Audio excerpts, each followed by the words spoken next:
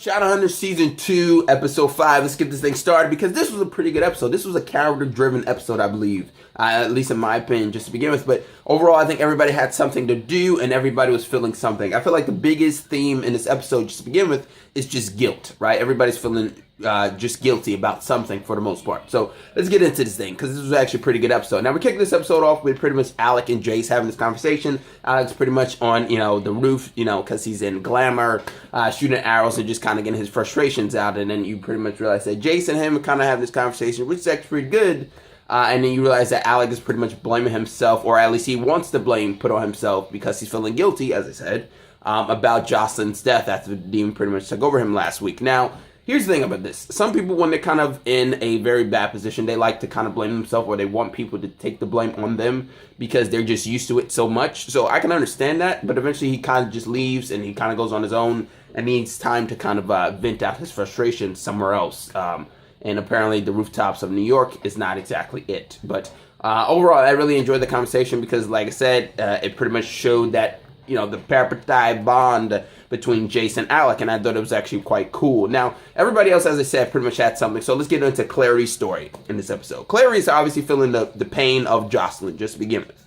And I think that was actually, it was showing on her. But sometimes when you're in a remorse phase, so to speak, you essentially don't know what to really do. You're a little bit blinded. You want answers to your questions, but then you realize that doesn't really help things. So eventually, after talking to Simon, she pretty much realizes that she wants to bring her mom back because why not? It worked so well last time, and somebody, obviously, when you bring somebody back from the dead, it doesn't really go wrong, obviously. But eventually, she sees this warlock, and look, I don't give a shit if she's called a warlock, this lady that she sees. I don't care if you call her Miss Cleo or a scam artist. Whatever. This chick was giving me sketchy vibes from the moment she opened that damn door. Now, Clary's a very dumb person in this episode. I feel like she's very, very stupid. Now, this warlock pretty much says that you got to take the blood off, you got to owe her a favor. Boom, that's okay. But eventually, Alec has this conversation with Magnus, which I actually thought was pretty good. And then he kind of helps her out because, like I said, he's feeling guilty about killing Jocelyn in some sort of way. The thing is, though, for me, while watching this episode, is just that when I'm seeing it, Clary seems like the type of fucking dumb New Yorker that would let somebody borrow about $50 only to realize about a second later that she just got robbed. That's how dumb she kind of is in this episode. But eventually this warlock chick is actually batshit crazy. She fucking snaps the neck of a crow. And then obviously Clary's trying to get out of here. And during that entire thing, when she's trying to, because the warlock eventually says that she wants fertile babies. She wants to impregnate Clary. Because Valentine's taking all of the kids or whatever, destroying us all. She has to repopulate the earth. She wants a Shadowhunter demon baby, because she's crazy like that.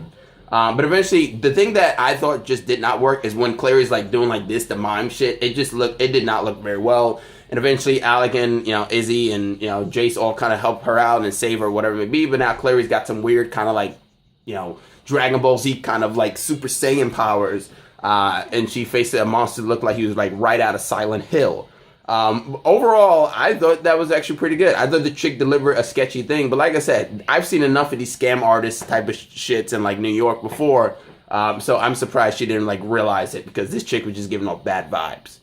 Just be given. Now, let's talk about Magnus, right? We learned a little bit about Magnus. Now, when Magnus pretty much telling Clary that she should not pretty much be bringing people back from the dead because everybody kept on telling her that's a bad thing because obviously we've seen Frankenstein, Frankenweenie, just to begin with, you can't play God pretty much. That's just simple truth. You just can't play the creator. But eventually pretty much Magnus kind of realized that he wouldn't want to bring his mother back because his mother actually killed herself after realizing that her son, which is obviously Magnus, actually had eyes of a demon or a warlock, whatever you want to call it.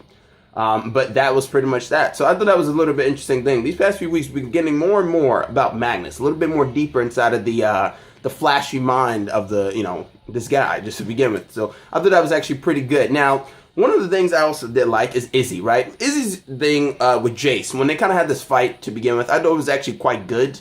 Especially with the music of Shadowhunters, even though it's not my type of music, the music that they do use for these fight scenes or just the moments just to begin with actually are very well, and I think it actually worked in this training sequence.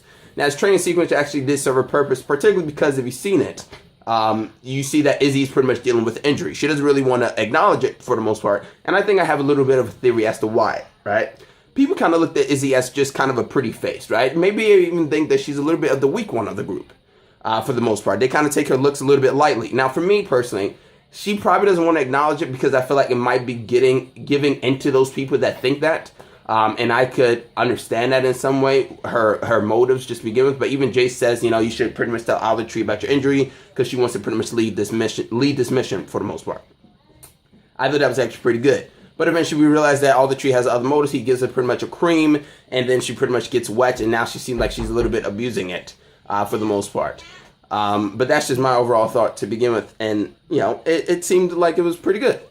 Even though she seemed like now she might be starting to become a junkie, and it should be adding for an interesting thing just to begin with. Now, Simon's thing is a little bit where things kind of take a little bit of an interesting leap for the most part. He's dealing with family problems, dealing with vampire shit, blood, rats, Ozzy Osbourne, whatever it may be. It's very difficult because, as you saw before, when Simon kind of has his talk with Clary, she's pretty much playing with his emotions and still teetering on his nipples by saying, I really cared for you when you were almost died, and, I had to bring you back, whatever. And he was getting excited, but once again, she's playing with his emotions. Eventually, you kind of realize that Simon and his family are pretty much just, they're happy to see him back, but at the same time, he has a very difficult time kind of adjusting to the vampire thing. And just to begin with, he's drinking blood, that's a problem. He's eating rats, that's a problem. He's in World of Warcraft cult. I thought that was actually quite funny. But now apparently his mother might be committing him to a psych ward because she thinks he's crazy after he revealed that he was actually a vampire. I don't really know what to say for Simon, but I kind of feel sad for the guy. The guy just can't catch a break. Even if Camille's gone, he's still getting fucking family problems, and it just gets worse and worse and worse. Just to begin with, Jason, pretty much his problem was just that he wasn't meant to be trusted. All the Tree didn't trust him, and then therefore, all you pretty much got was just that he is pretty much out of field duty for the most part. And that's pretty much it. That's all really Jason really did. There was no Valentine in this episode, so there's really not much to talk about. But at the very end, we pretty much have the funeral, Jocelyn's funeral. Everybody's there except Luke and I believe Simon or whatever. But here's the thing.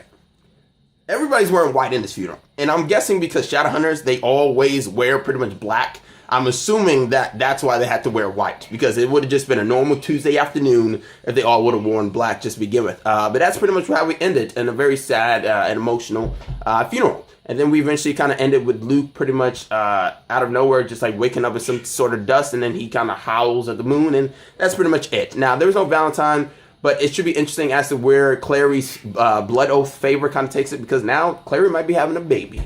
And that should be very interesting. But if you actually enjoyed this review, you can actually comment, subscribe, and share this video. I'm Chris Smith, and I'm signing out.